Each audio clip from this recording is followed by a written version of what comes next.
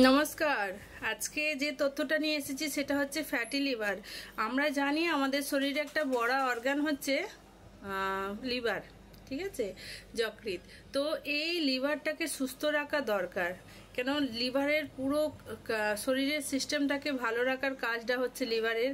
আমরা যা খাবার খাই পুষ্টিটা ছড়াবার কাজ করে, শরীরে যত কেমিক্যালস বিষাক্ত পদার্থ নাক দিয়ে মুখ দিয়ে চলে যায়, মেডিসিন আমরা খাই তার সাইড এফেক্ট সব নিজে অ্যাবজর্ব করে ভালো শরীরকে রক্ত সরবরাহে পাঠিয়ে দেয়।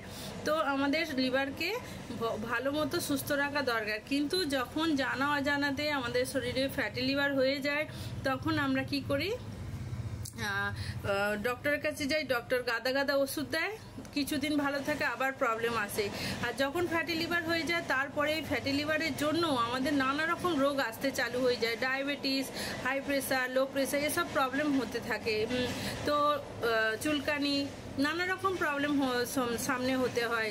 আমাদের স্কিনে ত্বকের ঝুরিয়া আসে, কালো দাগ ধাব্বা, নানা কারণ প্রবলেম হয়। কিন্তু যখন আমাদের ফ্যাটি লিভারটা ঠিক হয়ে যাবে, সুস্থ হয়ে যাবে, তাহলে আমাদের শরীর আরও সুন্দর হবে। তাহলে ফ্যাটি লিভারকে আমরা সুস্থ রাখার জন্য ঘরোয়া নুস্খা, প্রাকৃতিক উপায়ে একটা ড্রিঙ্কস আমি শরবত বানাতে বলবো। সেটা যদি মনে করে রোজের পান করেন, 2-3 দিন কন্টিনিউ করলেন, একদিন দুদিন ছেড়ে আবার 2-3 দিন পান করলেন, এরকম 1 মাস পরে যখন চেক আপ করবেন দেখবেন ফ্যাটি লিভারের আর প্রবলেমটা নেই, ওই সমস্যা থেকে আমরা ভালো হয়ে গেছি। তাহলে কি এই শরবত সকালবেলা খালি পেটে এটা পান করতে হবে। 1 গ্লাস গুনগুনা গরম জলেতে 1 চিমটি না, আধা চামচ গোলমরিচের গুঁড়ো পাউডারটা দিতে হবে, আর কাঁচা হলুদ আধা চামচ দিতে হবে। মানে ঘিসে নিয়েও দিতে পারেন, নাহলে পিষে নিয়েও দিতে পারেন।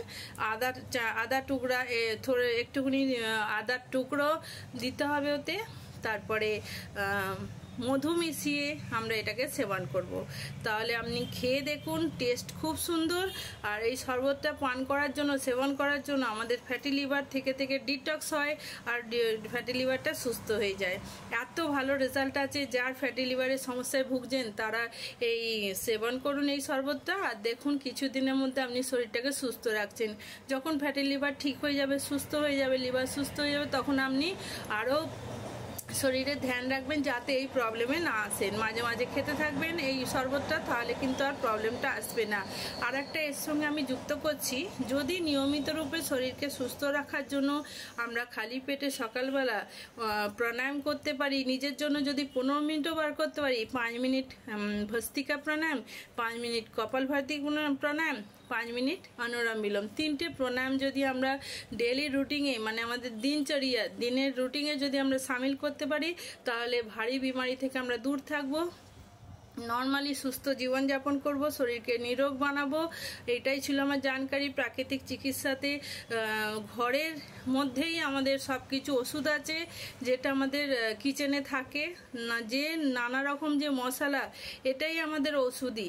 তো আমরা যদি ঠিকভাবে ব্যবহার করে থাকি তাহলে আমরা শরীরকে সুস্থ রাখতে পারি। এটাই আমার জানকারি ছিল। ভিডিও ভালো লাগলে লাইক করবেন, কমেন্ট করবেন। এখনো মতো বিশ্রাম নিচ্ছি। নমস্কার।